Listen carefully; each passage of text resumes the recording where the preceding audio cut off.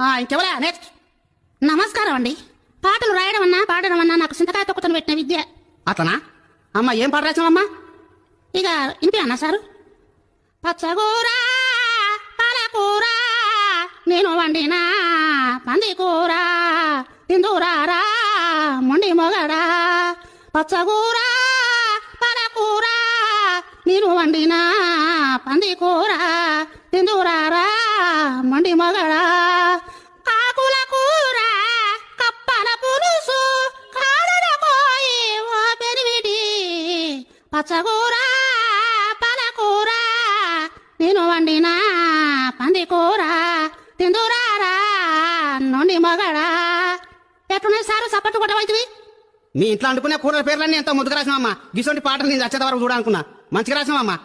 ఇక ఆ పాటకు 25,000 ఇస్తా అంటివి కదా, ఇంకా పైసలు ఇస్తే నేను పోతాను. ఆ పోరగాన్ని ఎడతారు కావచ్చు. ఇంట్లో ఏం కూర లేకుండే.